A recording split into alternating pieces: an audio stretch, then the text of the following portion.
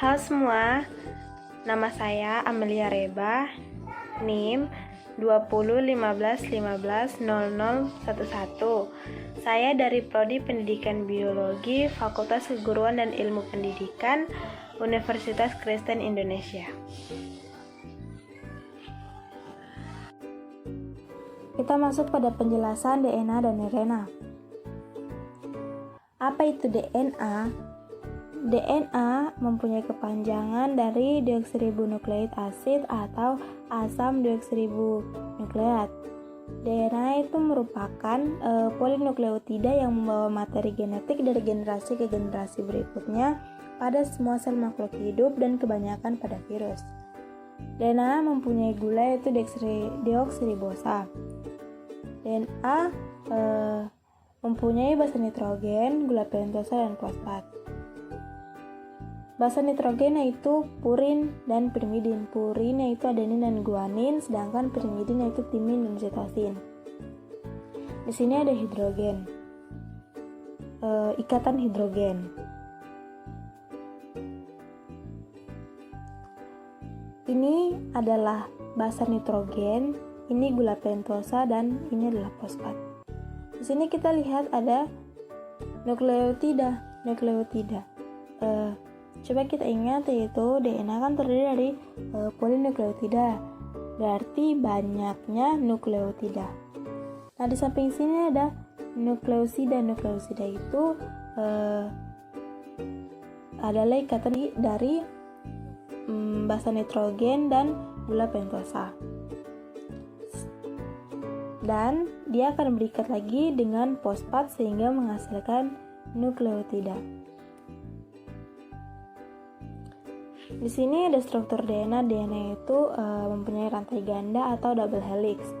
Fungsi dari DNA itu yang pertama membawa materi genetik ke generasi berikutnya, yang kedua mengatur aktivitas sel, yang ketiga melakukan sintesis protein, yang keempat mensintesis senyawa lain, dan juga dapat menggandakan diri atau autokalis. Di sini ada replikasi DNA. Replikasi DNA ini mempunyai 3 hipotesis, yaitu konservatif, semi-konservatif, dan dispersif. Konservatif itu DNA-nya tidak memisah, tapi langsung membentuk DNA yang baru. Semi-konservatif itu DNA-nya akan memisah dan masing-masing akan membentuk DNA yang baru. Sedangkan dispersif akan memisah juga dan DNA-nya terdiri dari campuran, yaitu DNA yang lama dan yang baru. Apa itu RNA? RNA merupakan kepanjangan dari ribonukleik asid atau asam ribonukleat. RNA merupakan suatu molekul polimer yang terlibat di dalam berbagai peran biologis dalam mengkode serta ekspresi gen. RNA mempunyai struktur tunggal, gula ribosa terdapat di sitoplasma, nukleus, dan ribosom sebagai pelaksana dalam sintesis protein, dan kadarnya berubah-ubah. RNA itu mempunyai satu rantai atau rantai tunggal. Sama saja seperti DNA, RNA juga mempunyai basa nitrogen, gula pentosa, dan fosfat. Basa nitrogen terdiri dari purin dan pirimidin. Purin yaitu adenin dan guanin, sedangkan di pirimidin ini tidak ditemukan timin pada RNA, tapi ditemukan urasil dan sitosin.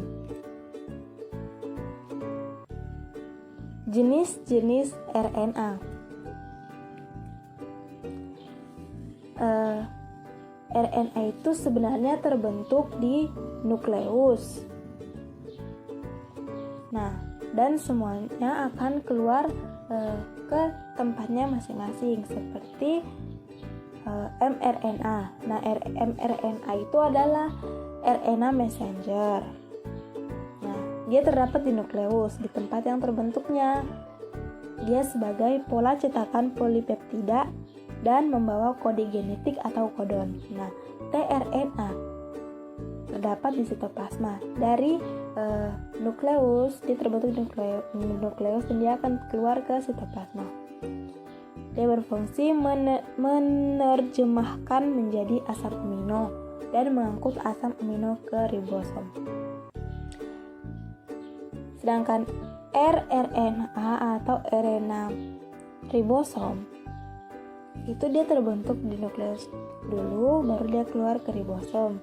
Nah, dia berfungsi sebagai sintesis protein. Di sini kita lihat perbedaan RNA dan DNA. Nah, perbedaan yang pertama letak.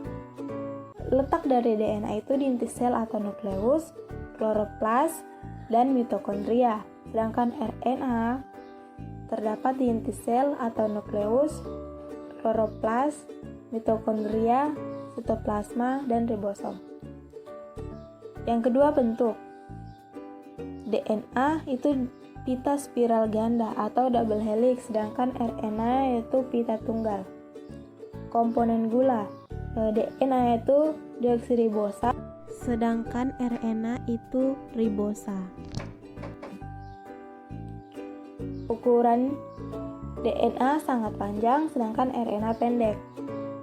Basa nitrogen, yaitu purin dan pirimidin.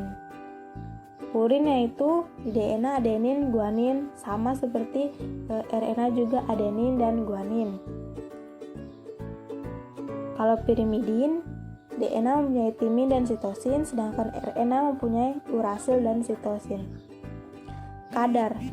Di sini DNA tidak dipengaruhi oleh kecepatan sintesis protein, sedangkan RNA berubah-ubah menurut kecepatan sintesis protein. Fungsi dari DNA itu mengendalikan faktor keturunan dan sintesis protein, sedangkan RNA berfungsi sebagai sintesis protein. Sekian penjelasan dari saya. Jika ada kekurangan, saya minta maaf dan saya ucapkan terima kasih.